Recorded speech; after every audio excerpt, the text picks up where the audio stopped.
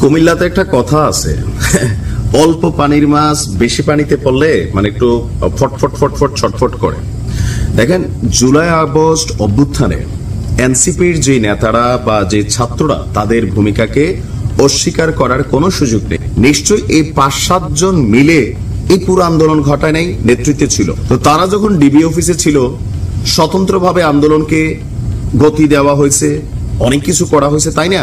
এখন দিন শেষে যখন সারা বাংলাদেশ একটা নির্বাচনের দিকে বা যে অস্থিতিশীল পরিবেশ বা যে অসহিষ্ণু পরিবেশ রাজনৈতিক অঙ্গনে দেখা গেছে, সেটার একটা সলিউশন সারা বাংলাদেশের মানুষ খুঁজছে।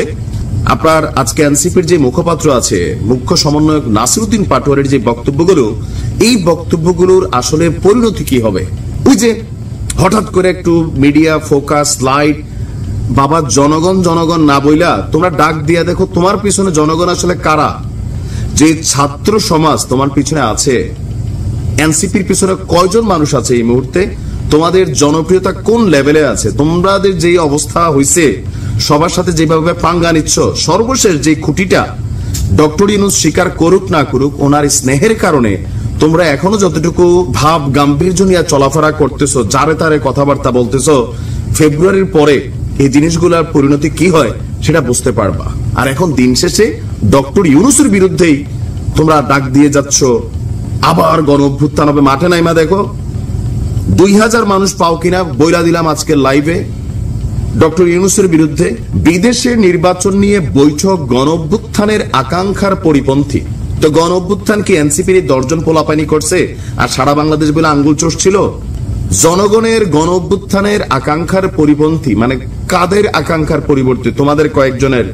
প্রশাসন সবকিছু এখন পকেটে, যা খুশি বলা যায় করা যায়, মিডিয়াতে অনেক কিছু প্রকাশ হয় না, চুপচাপ আছে। এগুলা একটা এনজয়েবল ক্ষমতা নাকি? একটা দল ক্ষমতায় গিয়েও এতটুকু এনজয় করতে পারে না। আপনার জাতীয় নাগরিক পার্টির এই মুখ্য সমন্বয়ক বলছেন যে লন্ডনে বসে একটি রাজনৈতিক দলের সঙ্গে সরকারের মিটিং দেশবাসীর স্বার্থ গণ আকাঙ্ক্ষার সাথে প্রতারণা। মানে ডক্টর ইউনূস তিনি একজন প্রতারক নাকি? লন্ডনে বসে একটি রাজনৈতিক দল, তোমাদের তো দলের নিবন্ধনই হয় নাই।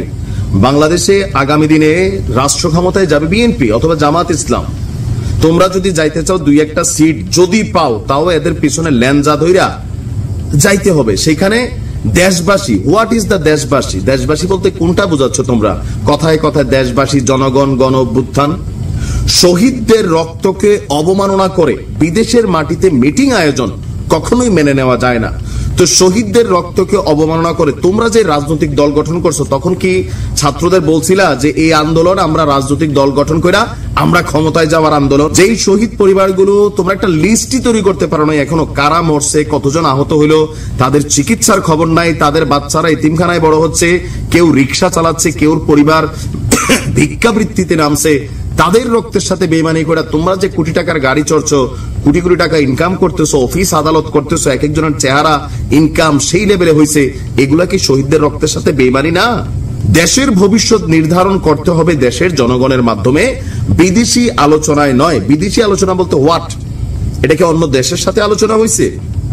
নাসিরউদ্দিন বলছেন ৯০ সালের গণঅভ্যুত্থানের পর একটি সামাজিক চুক্তি হয়েছিল, কিন্তু সেটিকে কার্যকর না করে দেশকে অন্য খাতে প্রবাহিত করা হয়েছে।